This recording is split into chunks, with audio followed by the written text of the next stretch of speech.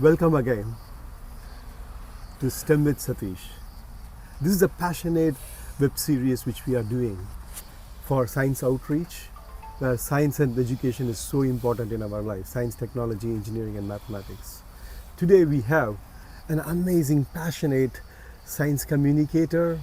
I can even call him a researcher because he has done quite a lot of research on different animals and biological not species. a researcher. Come on, I know that. No, not a researcher. One and but only yeah, Richard Rasmussen. So, how are you, Richard? I'm doing well. Welcome to Brazil. Welcome to Brazil. Yeah. And it's an honor and privilege to have you in my show. Thank you very much. Thank you very much. Okay. Richard, can you please introduce yourself to the wider audience, please? Well, I'm a biologist. I've been the last 20 years through different channels, televisions, Animal Planet, Discovery Channel, and Net Geo. We have for last 8 years we have a TV show Net Geo. All the big broadcast TVs in Brazil, TV Record, SBT, Bandeirantes, TV Cultura, all of them. And well, my thing is it's communicating. I'm a biologist. Mm-hmm. I am not from the academy. I don't have master's degree, not on biology. I have on economics, but in Toronto University. It's another. This is another story, previous story. And my thing is, I'm passionate on our planet. I think our planet is unique. The landscapes, the people, animals, plants, and the thing is, my work is trying to show people, common people, not the bubble, not from the bubble, out the bubble, how beautiful this planet is and why we should take care of him and look at the different animals with love and passion, and that's it. And I use science and scientists and researchers to help me to show and translate because they have a lot of difficulties to explain things. Absolutely. They are scientists and not communicators. So this is my role, to the interface. I'm the interface. Yeah, key interface. You know that there is something saying called Nokia connecting people. The logo. I think you can connect to the people. Now, this brings to my follow-up question. What makes you to take this field? Why are you passionate about? Well, this is a privilege. Making your money and your life on this kind of work, having this opportunity, it's a privilege because I'm where I want to be. Like every coin, we have two sides. There's hard stuff like family stuff. It's very hard and all this stuff, because we're like gypsies, Yeah, I think we're gypsies. My crew, me, we're gypsies. We are always on the road. But what kind of beautiful opportunities to be in touch with the real planet, because every generation we are losing it.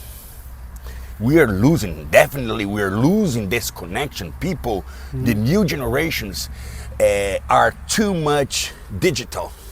Absolutely. Yeah. So coming forward, this is a fun. You are caring more for the environment and survival of the environment, and that brings back to the place where we are in, where the fossil is. There are plenty, and trying to learn the fossil, so we can learn more from the fossil, provided we have enough science and technology people to come and work together. In your opinion, what are all the serious fundamental skills that is required for the younger generations you think they need to nurture this to save the planet? I think we have to have 2 steps back. I don't know, because in the first place we lost completely. When we lose the connection, we lose the skills to interact and survive our planet, actually. This is it's quite,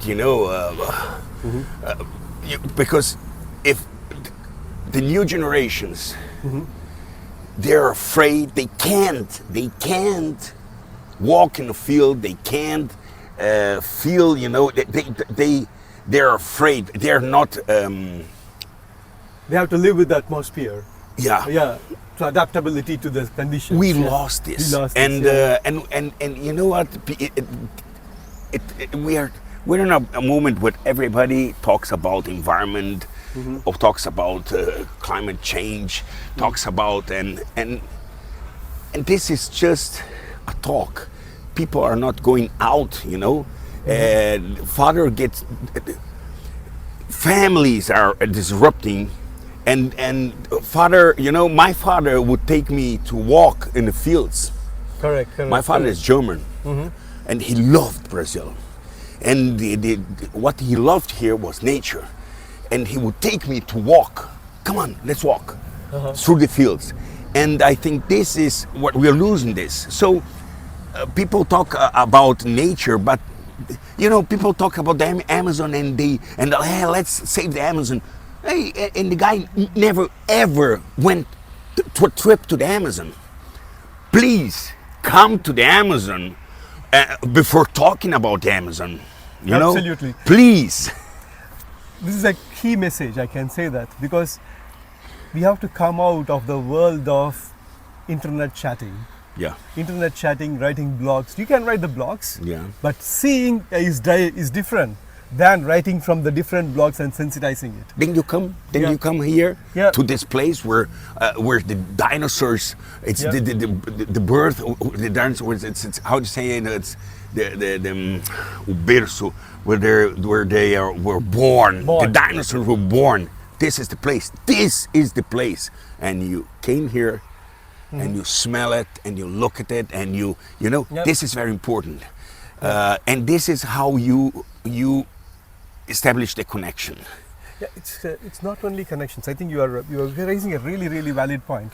When we are talking about climate change and these big things, and we are investing billions and billions of money in this, the connections to the environment is important in terms of research. That's what I feel, because the dinosaur, if you say that they are few million years back they were lived, and their body has accustomed to certain temperature, certain conditions, and then they started evolving.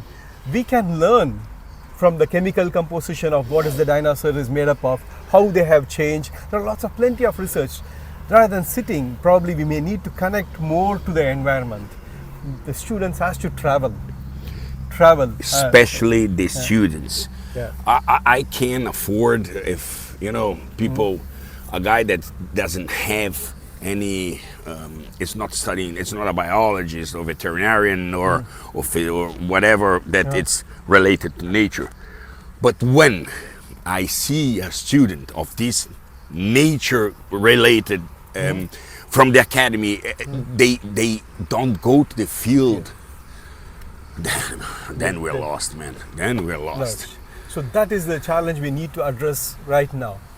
Yes, Now, in the next 10 to 15 years, if we can crack the formula of living with nature, not only Amazon, any other parts of the world, to get the practice. Same Brazilian goes to Indians, or Indians comes to Brazil. Yeah. So the cross-pollination, living with nature and understanding with nature is very key to success. Yeah. I feel that you're very connected to the academy. You're a professor.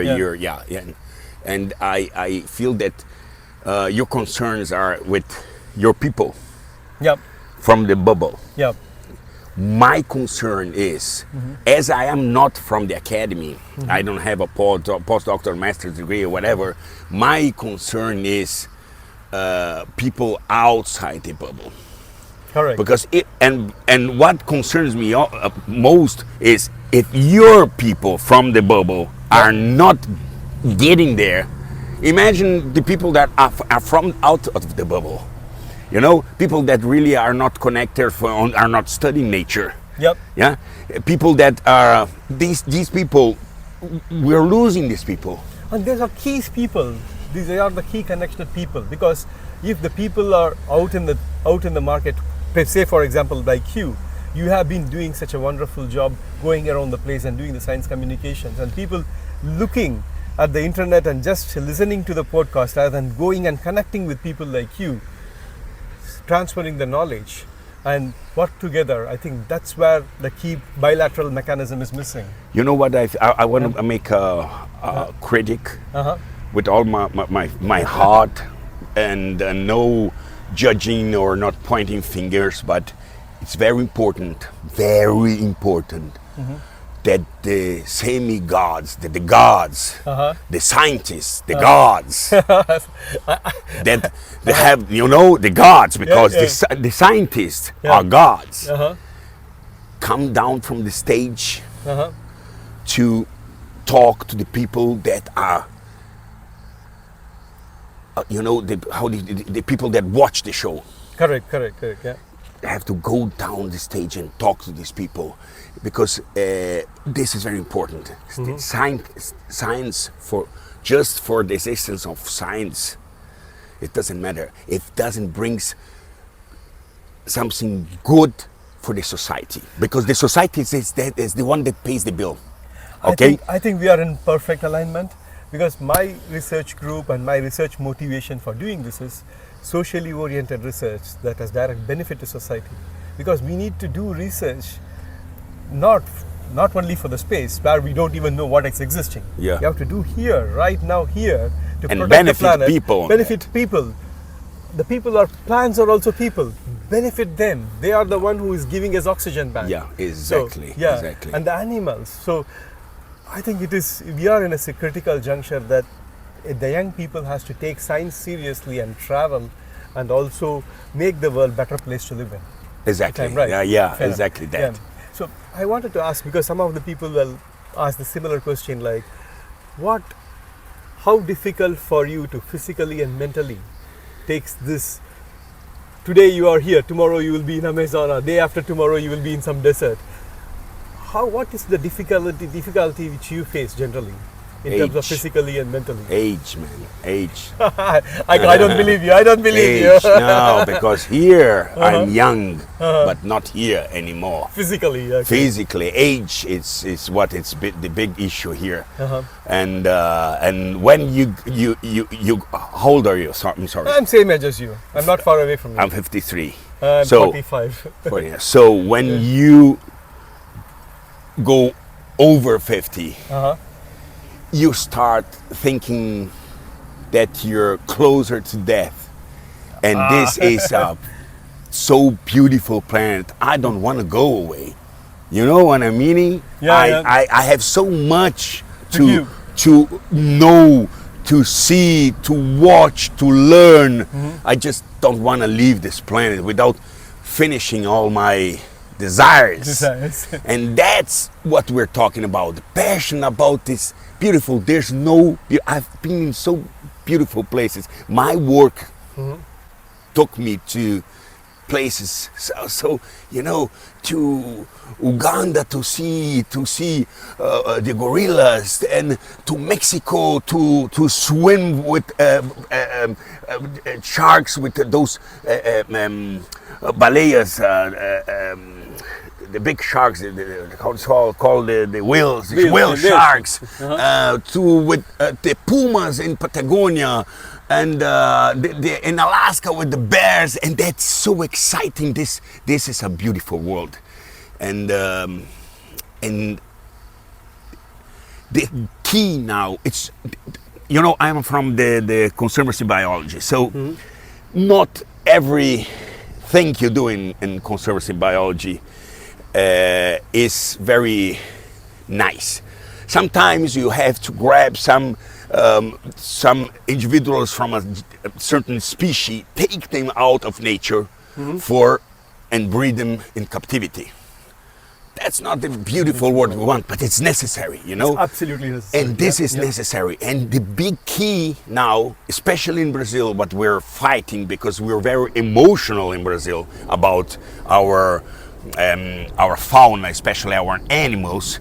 Oh, so cute, everything so beautiful, and they're not. It's exactly like that, It's management, how to manage our fauna, and this is the big issue now. And that's very difficult because it's not only about love. You know, conservancy, it starts here, but then it goes here and it finishes here. I think we are coming here very close. Like it has to be. So you take something as an inspiration. So coming back. This is a really good conversation we have. Who is your inspiration? To be honest, what inspires you? Who is your inspiration? Put it that way. Attenborough was a guy that I really appreciate. Attenborough, the way Attenborough. Let me stop here. Yeah. Attenborough is still doing what he's It's doing. still doing, yeah. Age is not a barrier, Richard. I'm pretty sure you will do more than what you're talking about. Let me come back to you. David Attenborough is like world famous. Yeah. Richard is world famous. You know, but the last Attenborough I saw, I felt it. It was, I think, probably a guy that it's in a period of his life where, you know, he's very close to heaven. Let's put it in a way, okay? Yeah. I already you don't have the same because you're in another age, and this is age. Yep. And he is in he is like 80, 90 and he's fresh. He's amazing. I am his fan. But then suddenly some, you know, stuff he's going through or saying. I think it's according because he was very similar to me on my. He's a sir. He's a sir. Sir Attenborough. Okay, I'm sorry, but you know, some talk, some things, narratives he's going, and it doesn't match with the Attenborough you know before. Yeah. I'm know, with you. I know it's some global love, and it's not how we will manage this. We will manage this with science. The only I love what they do, and but you know, I know that we have to manage this if we want this to survive.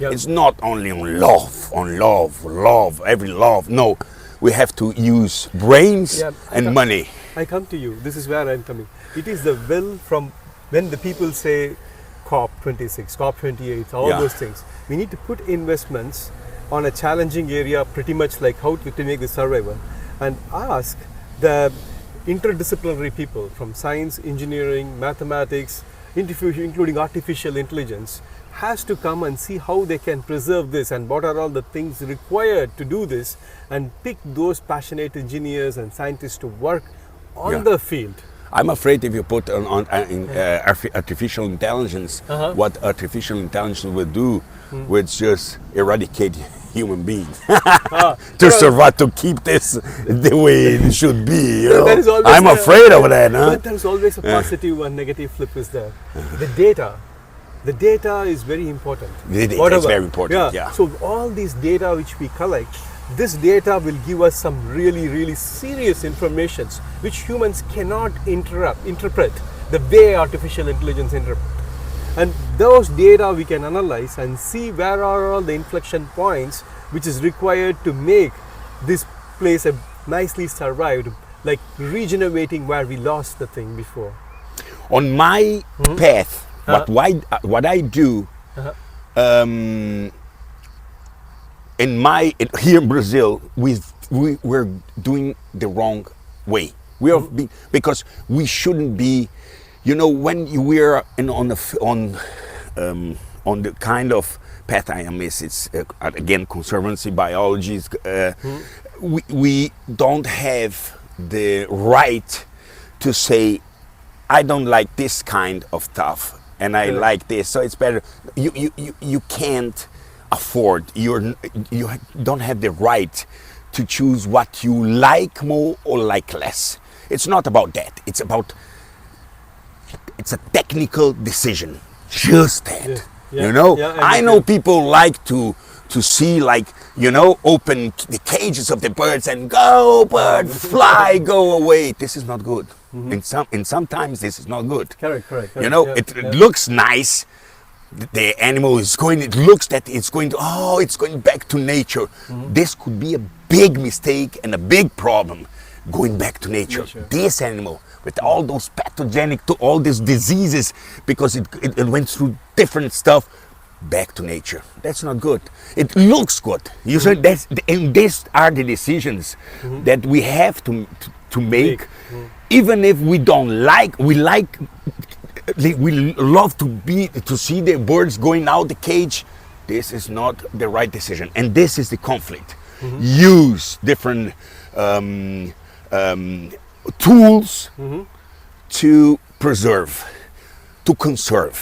Because preserve is not a good word. Because conserve is very important. We are means we know that people live. Preserve is nobody goes there, nobody got touched there. But that's wrong. That's not good. We should never go that area. No, never. Conserve. Conservancy. So how we living with together people. With the people together. Exactly. Living together. Living. That's it. This is the big issue. This is the big issue. And for this, come and live. Then only you will know, moving out of the internet world, see the people, see the nature, live the nature, and see how it is. Before we close, do you have any strong message for the global young people who are aspiring to be, to take the science as their professional career? Choose something you will work with that passionates you, that makes you, that you don't feel it's work. You don't feel it. I earn money on what I do, pay my bills, but you know what? I would do it anyway. Anyway. It's a passion. Yeah. And follow your dreams. Follow your dreams. Follow your dreams, and the dreams will come true, definitely. It's an absolute pleasure talking to you, Thanks, Richard. man. Thank you so much. Goosebumps. Very good. Very good. Thank you so much. Yeah. My friend from India, and now from UK. Yeah, from UK. Yeah. Good. Okay. Yeah. Take this message to UK, to European people. No, it's going all over. I the world, prefer a place like this. Do you really think we need money from European people, American people? Look at us. Absolutely. We are in the greatest place on earth. This country is amazing. We have to know how to use the resources, and just that. How to use the resources. How to use. Yeah, absolutely. I thought I go to kids to school and I ask, cutting trees is good? No, it's bad. It depends. It depends. I've been in places where they manage the use of trees, respecting with all the laws, doing that. Where I said, but where is the place you're cutting trees? I can't see. We're in the middle of forest. It's here, but we know how to do it. We have to know how to use our resources, and then we will not have to, be on our knees and send me money here. Oh, come on, look at this place. We have everything here. Absolutely. That's it, like India. Yeah. Oh, Jesus Christ. Thank you so much for so emotional. bringing out.